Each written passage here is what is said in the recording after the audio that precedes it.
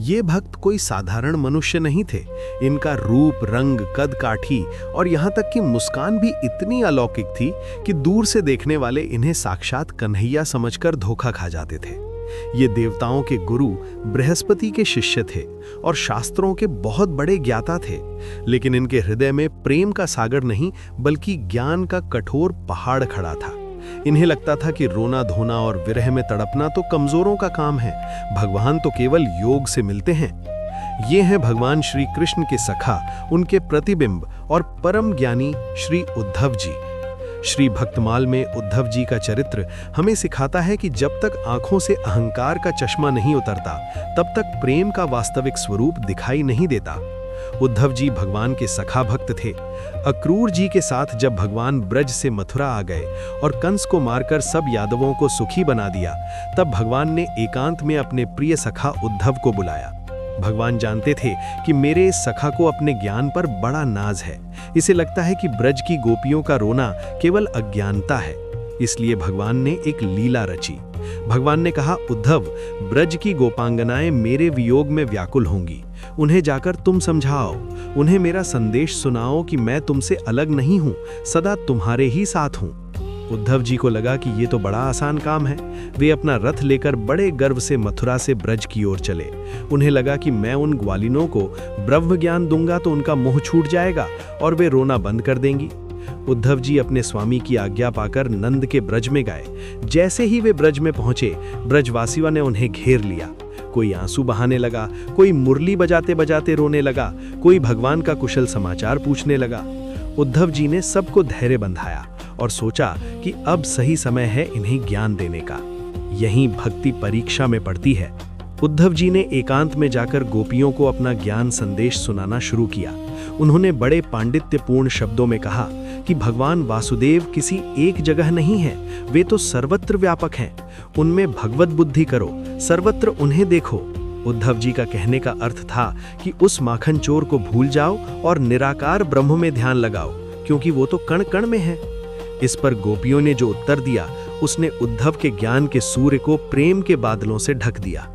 गोपियों ने रोते रोते कहा, उद्धव जी, तुम ठीक कहते हो, किंतु हम गमारी वंचरी इस गूढ़ ज्ञान को भला कैसे समझ सकती हैं? हम तो उन श्याम सुंदर की भोली भाली सूरत पर ही अनुरक्त हैं। गोपियों ने उद्धव को साफ कह दिया कि हमारे पास कोई दूसरा मन नहीं है जिससे हम तुम्हारे योग की साधना करें। वो एक ही मन था जो श्याम सुंदर अपने साथ मथुरा ले गए। गोपियों ने कहा, उनका वो हास्य युक्त मुखारविंद, वो काली काली घुंघराली अलकावली, वो बंसी की मधुर ध्वनि हमें हटाए अपनी ओर खींच रही है। गोपियों ने कहा कि वृंदावन की समस्त भूमि पर उनकी अनंत स्मृतियां अंकित हैं। तिल भर भी जमीन खाली नहीं जहां उनकी कोई मधुर स्मृति ना हो। हम इन यमुना पुलिन, वन, पर्वत, वृक्ष और लताओं में उन श्याम सुंदर को नाचते देखती हैं। गोपियों का ये अनन्य प्रेम देखकर उद्धव जी का ज्ञान बह गया। उनके अहंकार का बांध टूट गया। उन्होंने देखा कि मैं तो केवल शास्त्रों के पन्ने पलटता रहा, पर भगवान को बांधने की शक्ति तो इन अनपढ़ गोपियों में है। उद्धव जी अपना समस्त ज्ञान भूल गए और अत्यंत करुणा के साथ स्वयं कहने लगे, मैं इन ब्रजांगनाओं की चरण धूलि की भक्ति भाव से वंदना करता हूँ। उस समय उनके मुख से ये श्लोक निकला, वंदे नंद ब्रज स्त्रीणाम पाद रेणुम अभीक्षणः यासाम हरिकथोद्गीतम पुनाति भुवनत्रयम्। अर्थात मैं इन ब्रजांगनाओं की चरण धूलि की बार बार वंदना करता हूँ, जिनके द्वारा गाई हुई हरि कथा तीनों भुवनों को पावन करने वाली है। यहाँ उद्धव जी ने भगवान से एक ऐसा वरदान मांगा जो भक्ति जगत में अमर हो गया। उन्होंने ये नहीं मांगा कि मुझे मोक्ष मिले या मैं देवता बनूं। उन्होंने सोचा कि वृंदावन में लताओं और औषधियों के रूप में जन्म लेना ही श्रेष्ठ है, क्योंकि गोपियों के चरण कमलों की रज उड़ उड़कर उन पर पड़ती रहेगी। उन्होंने प्रार्थना की कि हे प्रभु, मुझे इस ब्रजधाम में कोई झाड़ी, कोई लता या कोई घास का तिनका बना देना। जो उद्धव गुरु बनकर आए थे, वे ब्रज की धूल के भिखारी बनकर लौटे। समय बीतता गया। जब भगवान के स्वधाम गमन का समय आया, तब भगवान ने उद्धव जी को बुलाया। यदुवंशियों के मंत्रिमंडल में इनका एक प्रधान स्थान था। भगवान ने कहा, उद्धव, मैं इस लोक से इस शरीर द्वारा अंतर्हित होना चाहता हूँ। मेरे अंतर्हित होते ही यहाँ घोर कलयुग आ जाएगा, इसलिए तुम बद्रिक आश्रम को चले जाओ और वहां तपस्या करो। उद्धव जी का दिल टूट गया।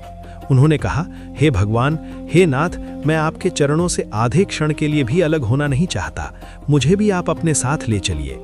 लेकिन भगवान की मर्जी कुछ और थी। भगवान ने उन्हें अपनी खड़ाऊ दी और अपना अंतिम ज्ञान दिया। भगवान की आज्ञा पाकर उद्धव जी बद्रिक आश्रम को चले। रास्ते में यमुना तट पर एक बहुत ही भावुक मिलन हुआ। देवयोग से उद्धव जी को विदुर जी मिल गए।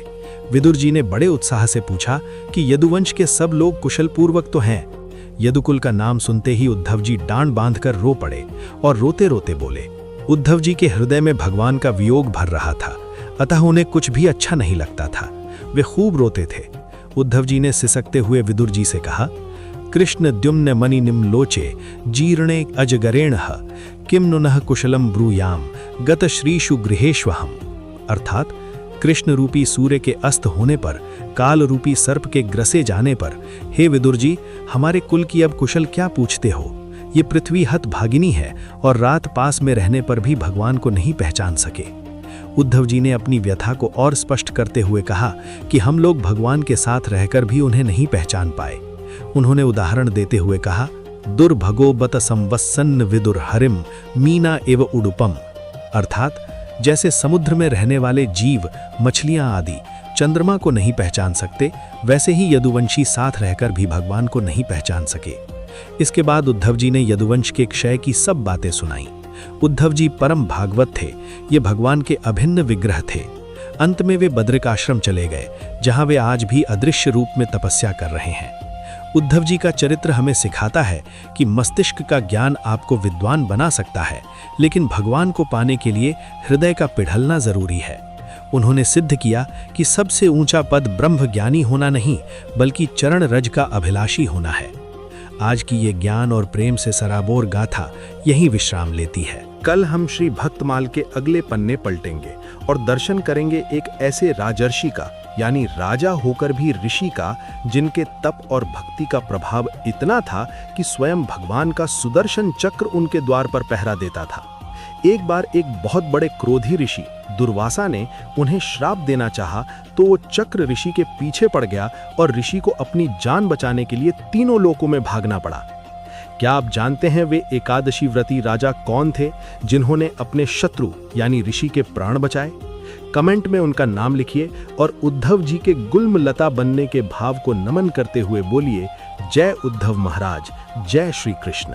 राधे राधे।